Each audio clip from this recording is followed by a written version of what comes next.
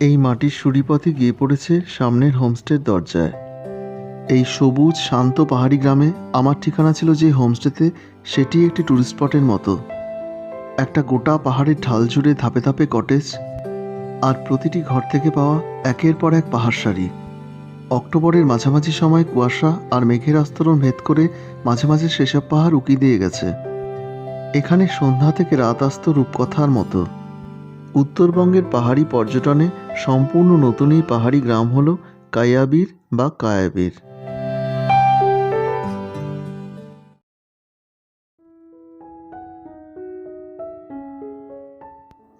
দার্জিলিং জেলার দার্জিলিং পাহাড়ের জোরপোখরি সুখিয়া ব্লকের অন্তর্গত একটা ছোট্ট গ্রাম। এই গ্রামের দূরত্ব সুখিয়া বাজার থেকে প্রায় 2 কিলোমিটার। এখানে আমার ঠিকানা ছিল শেরপা কমিউনিটি হোমস্টেতে। গ্রামের অধিকাংশ লোক তামাং এবং শেরপা কমিউনিটির অন্তর্ভুক্ত। এবাড়ির শেরপা পরিবারও খুবই আন্তরিক এবং আলাপি। ইনি লোপসাং শেরপা, এই বাড়ির কর্তা আর এই হোমস্টের অনার। হোমস্টের প্রবেশপথ দিয়ে ঢুকেই ডান দিকে আছে একটা 2 স্টোরেড বিল্ডিং।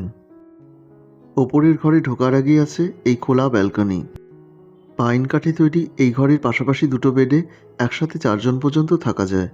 বিছানা সংলগ্ন জানলা থেকে পাওয়া যায় নিচের গ্রাম, আর আকাশ পরিষ্কার থাকলে একের পর এক পাহাড়। ঘরের একপাশে একটা ফায়ারপ্লেসও আছে। কুয়াশার কারণে দূরের দৃশ্যপট ঝাপসা। হোমস্টের মূল ভবন আর নিচের কটেজের ছবি এই ঘর সংলগ্ন বারান্দায় দাঁড়িয়ে পাওয়া গেল। একপাশে আছে অ্যাটাচড ওয়াশরুম। এই ঘরে 3 দিক দিয়ে 3 রকম ভিউ পাওয়া যায়। ঘরে আছে প্রয়োজনীয় সমস্ত আসবাব আর উপকরণ। এখানে থাকা খাওয়া নিয়ে দৈনিক জনপ্রতি খরচ 1500 টাকা।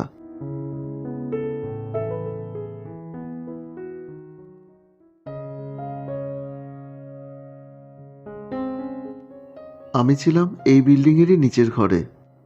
এই ঘরটিও 4 হেড ক্যাপাসিটির। এখানের প্রত্যেকটি ঘরই এরকম একাধিক দিক দিয়ে সামনের পাহাড় আর গ্রামের ছবি পাওয়া যায়। আমার ঘরের বিছানা সংলগ্ন জানলা দিয়ে দূরের পাহাড় আর গ্রামের অনেক দূর পর্যন্ত দেখতাম। ঘর সংলগ্ন বাথরুমের আকার বেশ বড়, আর গিজার সমেত সমস্ত প্রয়োজনীয় সুবিধে আছে। এই দোতলা বাড়ির ঠিক মুখোমুখি অবস্থানে আছে একটা সিঙ্গেল কটেজ। আলো বাতাসে ভরা এই কটেজের অন্দর ভরে আছে রুচি আর সৌন্দর্যের ছোঁয়া। এই ঘরের সংলগ্ন আছে একটা ছোট্ট ব্যালকনি। এখানে পাশাপাশি 2টো বেডে একসাথে 4 জন পর্যন্ত থাকার ব্যবস্থা আছে।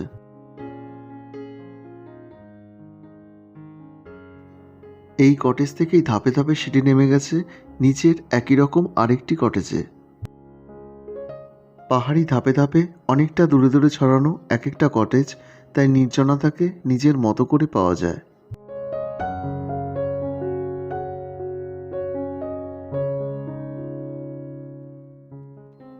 আমার ঘর লাগোয়া এই খোলা বারান্দায় বসেই অনেক দূর পর্যন্ত অনেক কিছু দেখা যেত।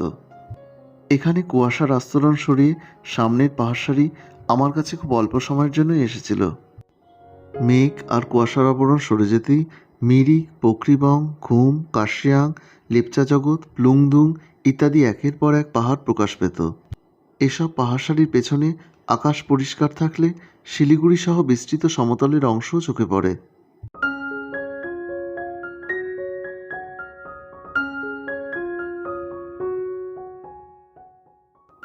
আমার ঘরের ডান দিকেই একটা সিঁড়িপথ উঠে গেছে নিচ থেকে ওপর দিকে।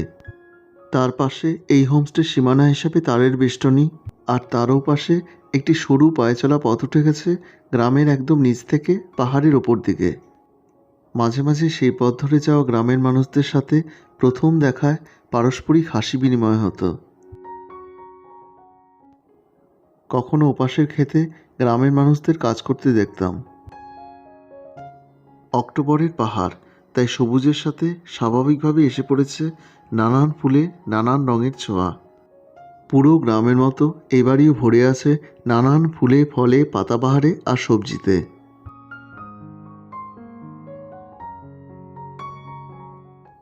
শিলিগুড়ি থেকে দুধিয়া, মেরিক, পশুপতি, সীমানা, সুখিয়া হয়ে এই গ্রামের দূরত্ব প্রায় 78 কিলোমিটার। সুখিয়া পুকুরির বাজার থেকে বাঁদিকে প্রায় 2 কিলোমিটার গেলেই পড়বে এই গ্রাম। আমি এখানে এসেছিলাম মাঝিধুরা থেকে, আর এখান থেকে ফিরে যাই আমার শহর শিলিগুড়িতে। শিলিগুড়ি থেকে এখানে আসা ছোট রিজার্ভ গাড়ির ভাড়া ৩৫০০ টাকা, আর বড় গাড়ির ক্ষেত্রে প্রায় ৪ থেকে ৪,৫০০ টাকা।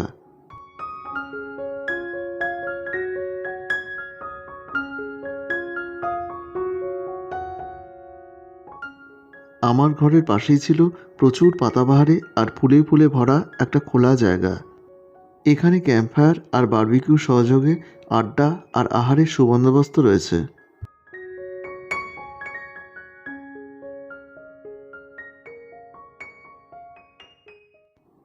ইনি ছিরিং তামাং, এই হোমস্টেতে কর্মরত। आप लोग को खिलाने के लिए। ক্ষেত থেকে টাটকা ঢেঁকি শাক তুলে ছিরিং ভাই রান্নাঘরে নিয়ে এলেন। সেটাই কাটা ধোয়া নানান পর্ব পেরিয়ে আজকের লাঞ্চের মেনুতে থাকবে। ইনি লোপসাংজির স্ত্রী, এই বাড়ির কর্ত্রী। ক্ষেত থেকে তুলে আনা ঢেঁড়স কাটছেন। ভেন্ডি ফ্রাই হবে।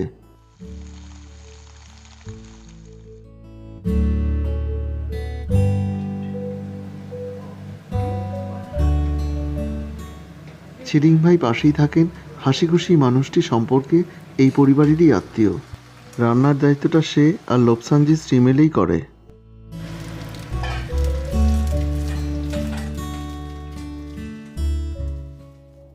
রান্নাঘরের পাশেই ডাইনিং রুমে দুপুরের খাওয়ার ডাক পড়ল। এরপর ধোয়া ওঠা গরম ভাত, ডাল, স্যালাড, আচার সহযোগে আলু ভাজা, ঢেঁড়স ভাজা, ঢেঁকি শাক ভাজা, এগ পোচ সুন্দর করে টেবিল ভরে সাজিয়ে দেওয়া হলো। পাহাড়ে এলে লাঞ্চে আমি এগ কারির বদলে এগ পোচই প্রেফার করি। এবারই সব কিছুর মধ্যেই একটা অন্যরকম ছোঁয়া আছে, যেমন কাঠের গুঁড়ির ওপর বসানো এই বেসিনটি।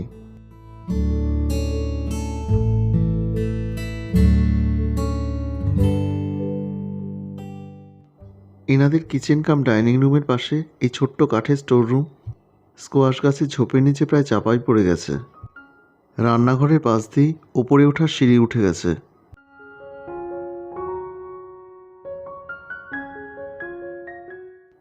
সিঁড়ি ধরে উপরে উঠলেই আছে একটা ছোট্ট সিটিং এরিয়া। ঘরের প্রত্যেকটি জিনিসের মধ্যে আছে সৌন্দর্য আর রুচিশীল মননের ছোঁয়া। এই সিটিং এরিয়াকে সেন্টার করে আছে দুপাশে মোট 3টি রুম। এই ঘরে মোট 2 জন থাকার ব্যবস্থা আছে। সম্পূর্ণ পাইন কাঠের তৈরি এই ঘরের জানলায় দাঁড়ালে আকাশ পরিষ্কার থাকলে পুরো পাইনের জঙ্গলে ঘেরা এই পুরো পাহাড়ি গ্রামটাই চোখে পড়ে। আরেক দিকের এই ঘরটি একটু ছোট, তবে 2 জন পর্যন্ত থাকা যায়। এই ঘরগুলোর প্রত্যেকটির বিছানার পাশে বড় বড় কাচের জানলা দিয়ে বাইরের পাহাড় আর প্রকৃতি দেখার অবাধ সুযোগ আছে। এই ঘরটির পাশাপাশি 2টি বেডে একসাথে 4 জন পর্যন্ত থাকা যায়। আর এই 3টি ঘরের ভাড়া দৈনিক জনপ্রতি 1300 টাকা। এই ফ্লোরে আছে দুদিকে 2টি ব্যালকনি আর একটি কমন ওয়াশরুম। দোতলা 3টি রুম ভিজিট করে আবার নিচে চলে এলাম এনাদের কিচেন লাগোয়া বৈঠকখানায়।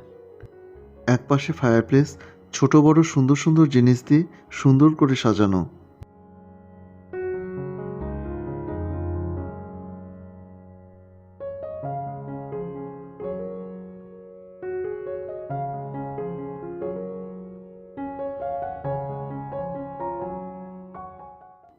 প্রথম দিন লাঞ্চের পর একটা মেঘলা শীত শীত দুপুরে এই গ্রাম ঘুরতে বেরোলাম। আধুনিক সভ্যতার চাপে যখন সব পাহাড়ি শহরের ছোঁয়া লাগছে, তখন এই গ্রাম সেই আদি অকৃত্রিম পাহাড়ি আমেজ নিয়েই দাঁড়িয়ে আছে। ছোট্ট ছোট্ট পাহাড়ি বাড়িঘর আর পাহাড়ি মানুষগুলোর মুখে একমুখ পাহাড়ি সরলতা।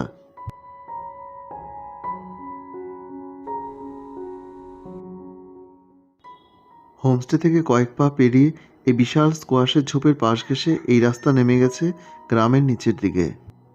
আর ঠিক এই জায়গাটাতেই দুহাত দূরের সবুজ কুয়াশার কারণে মুহূর্তে সাদা হয়ে গেল।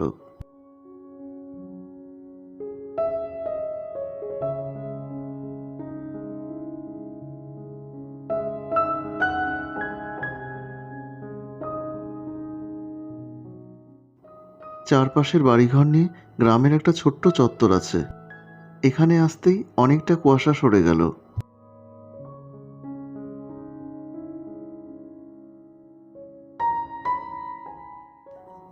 এই চক থেকে বাঁদিকের একটা ছোট্ট পথ চলে গেছে এই গ্রামের নিচের দিকে। এই পথের শেষ প্রান্তে আছে এই গ্রামের মোট 3টি হোমস্টের আরেকটি হোমস্টে, এই মিশাদা পাইন ভিলেজ স্টে। বছরখানেক হলো এই হোমস্টেটি তৈরি হয়েছে।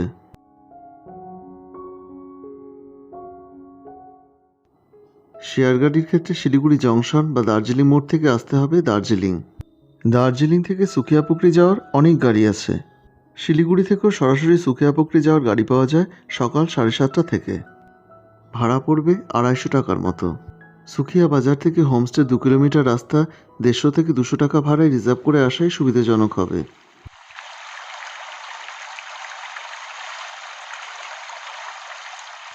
হোমস্টেতে ঢোকার মুখেই পাহাড়ের গা বেয়ে নেমে এসেছে এই ঝর্ণা, আর তার চারপাশ জুড়ে জড়িয়ে আছে এক গভীর জঙ্গল।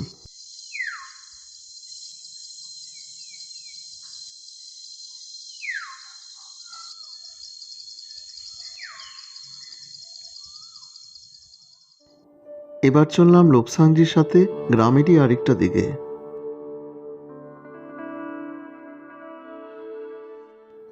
পাহাড়ের বুক ধরে গাছপালার ভেতর দিয়ে একটা সুড়িপথ চলে গেছে এই গ্রামেরই শেষ প্রান্তে। সেখানে আছে একটা সুবিশাল প্লেগ্রাউন্ড, আর তার উপরান্তে একটা পুরনো স্কুল বাড়ি।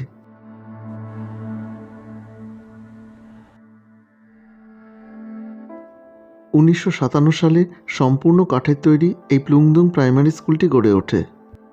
এখন 10-এর রাত ছুটি চলছে, তাই স্কুল ভবন বন্ধ। স্কুলের পেছন দিকটায় আছে একটা গভীর জঙ্গল। এখানে লোপসানজি একটি গাছ দেখালেন যেটি নাকি দাঁতের যে কোনো সমস্যায় কার্যকরী। এখান থেকে হোমস্টেরও কিছুটা অংশ দেখা গেল। এরপর এই স্কুল বাড়ির পেছন দিক থেকে ঘুরে এর পাশ দিয়ে আমরা আবার গ্রামের উপরের পথ ধরলাম। ये फीक का प्लांट है। हाँ हाँ, लोकल नेम नेवारा बोलता है। আচ্ছা, ठीक है, ये फल लगेगा, নেবারা। ये भी खाएगा। লোপসানজি গ্রামের পথে অনেক গাছপালার সাথে পরিচয় করালেন। হ্যাঁ गाय के घास इकट्ठा करने के लिए जंगल जाना पड़ता था, হ্যাঁ, दूर। আচ্ছা तो दूर मतलब कभी कभी लंच टाइम भी गुजर जाता है। हाँ हाँ, इतना दूर की टायर्ड होता है, थक जाएगा, भूख लगेगा ना, अच्छा थक जाएगा। हाँ तो हाँ, हम ये ऐसा करके खा लेता था। अच्छा हाँ, अच्छा, इससे क्या होता था? ये एनर्जी, एनर्जी। अच्छा रीगेन होता है।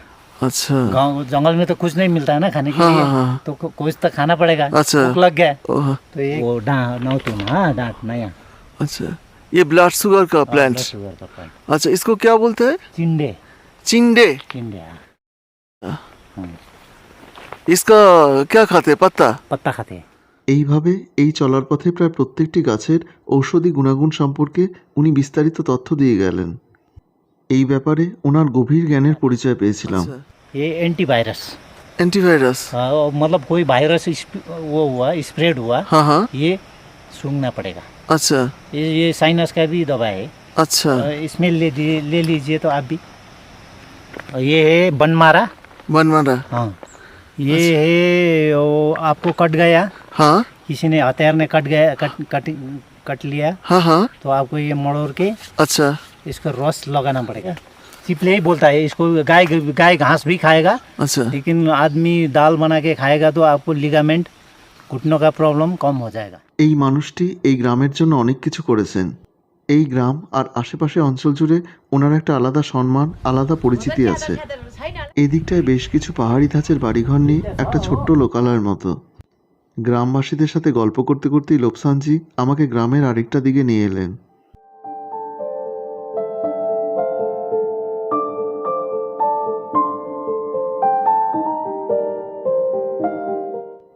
নিঝুম নিস্তব্ধ গ্রাম, প্রত্যেকেই আপন মনে কাজকর্ম করে চলেছেন। এখানে একটা ছোট্ট কাঠের রান্নাঘরে দেখলাম মুরগি আর গবাদি পশুর জন্য একটি পরিবার খাবার তৈরির কাজে ব্যস্ত।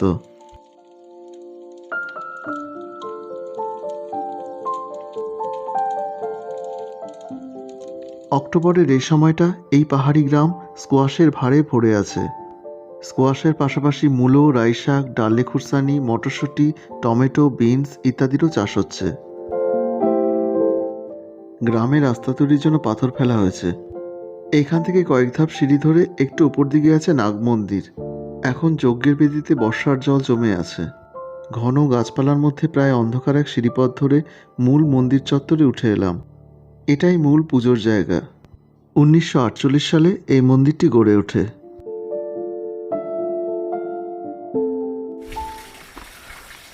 साइनस का अच्छा, साइनस का हाँ, उसको मड़ोड़ के जी खाएगा, बहुत टेस्टी होगा। ओ, इसका सब्जी होता है। हाँ, अच्छा ये मीट के साथ, किसी भी मीट के साथ अच्छा रहेगा, अच्छा वो होगा। अच्छा, थोड़ा बीटर टाइप होता है क्या? नहीं, स्वीट होता है। स्वीट होता हम है। तो छोटा था ना, जब वो था यंग, क्या क्या बोलता है, टीन एज का हाँ हाँ हाँ, किड्स ऐसा खाते थे। अच्छा। ओह, स्वीट होता था। গ্রামের ক্ষেত খামার পেরিয়ে পাইন ফরেস্টের মধ্যে চলে এলাম, যেটি নাগাড়ি রেঞ্জের অন্তর্গত। জঙ্গলের বুক চিরে অনেক উঁচু থেকে নেমে এসেছে মঞ্জুশ্রী ঝর্ণা, যেটি জোরপোখরি থেকে এসে অনেক নিচের বালাসান নদীতে গিয়ে পড়েছে। মূল সড়কপথ ছেড়ে পাহাড়ের ধাপ পেরিয়ে কিছুটা উপরে উঠে ঝর্ণার কাছাকাছি পৌঁছে গেলাম। হোমস্টে থেকে মাত্র 10 মিনিট হেঁটে গেলেই এই ঝর্ণার দেখা পাওয়া যায়।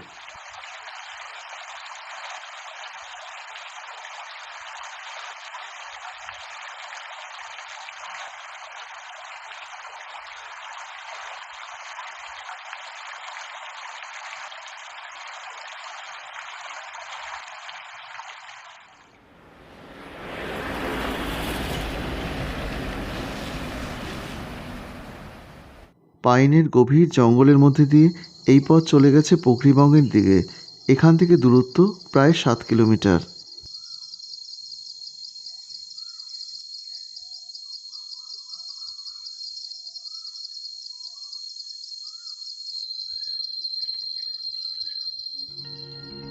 একেবারে সন্ধে নামার মুখে হোমস্টের কাছাকাছি চলে এলাম।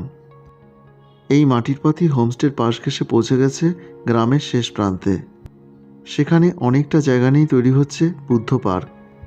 গ্রামের সবজি ক্ষেতের মধ্যে দিয়ে লোপসানজির সাথে সেদিকেই চললাম।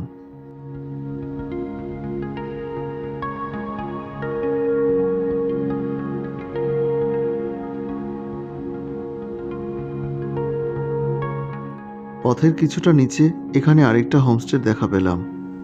এটি সেই নির্মীয়মান বুদ্ধ পার্ক। পাহাড় কেটে সমতল করে অনেকটা জায়গা তৈরি করে রাখা হয়েছে। লোপসানজি খুবই আশাবাদী যে এটি তৈরি হলে এই গ্রামেরও পর্যটনের একটা নতুন দিক খুলে हाँ, যাবে। वहाँ तक है, ट्री लाइन है ना नीचे, আচ্ছা वहाँ तक होगा पार्क का एरिया। और ऊपर ऊपर एकदम बड़ा है पार्क का एरिया। अच्छा, यहाँ स्तूपा यहाँ पर बनेगा, एकदम ऊपर से आएगा ना ये पार्क? स्तूपा यहाँ बनेगा, यहाँ पर। ये स्तूपा बनेगा। हाँ, इधर में पार्किंग होगा। এখান থেকে সুখিয়াপোখরি লেপচা জগৎ ঘুম হয়ে দার্জিলিংয়ের দূরত্ব প্রায় 21 কিলোমিটার। কাছে পিঠে জায়গাগুলোর মধ্যে আর আছে জোরপোখরি, মানেভঞ্জন, সীমানা, পশুপতি, মিরিক, প্লুংদুং, পোখরিবং ইত্যাদি।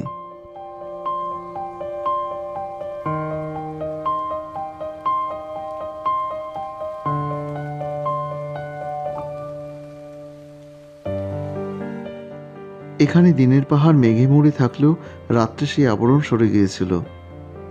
সন্ধ্যা থেকে অনেক রাত পর্যন্ত আমি আমার ঘরের ব্যালকনিতে বসে তারায় ভরা আকাশের নিচে আলোয় ভরা পাহাড় দেখতাম।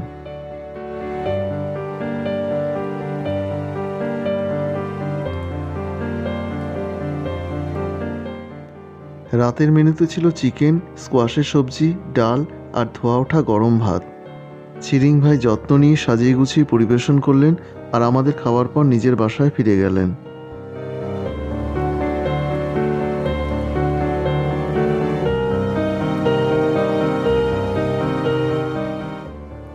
রাতের খাবার পর অনেক রাত পর্যন্ত নিচের লনে হাঁটাহাঁটির পর বারান্দায় এসে বসলাম।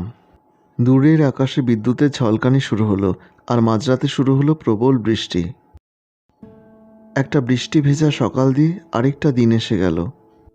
এদিনই আমি ফিরে যাই আমার শহর শিলিগুড়িতে। এখানে যার গাড়িতে করে আমি এসেছিলাম এবং যার গাড়িতে ফিরে যাই তার নাম্বার থাকলো এই ভিডিও ডেসক্রিপশন বক্সে।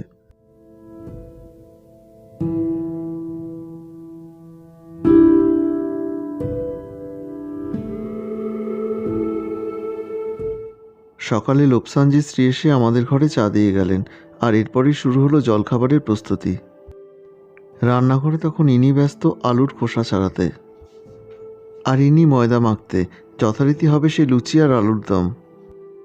আজ থেকে অনেক বছর আগে ব্রিটিশ পিরিয়ডে এই গ্রামের পাহাড়ের চূড়ো থেকে এক মারোয়াড়ি সম্প্রদায়ভুক্ত লোক পড়ে গিয়ে মারা যান। এনাদের ভাষায় মারোয়াড়িকে বলা হয় কাইয়া, আর বীর হলো পাহাড় চূড়ো। সেই থেকে এই গ্রাম হলো কাইয়াবীর, আর সেখান থেকে কালে কালে কায়াবীর, যা আমার কাছে এক অনন্য অভিজ্ঞতা হয়ে থেকে যাবে।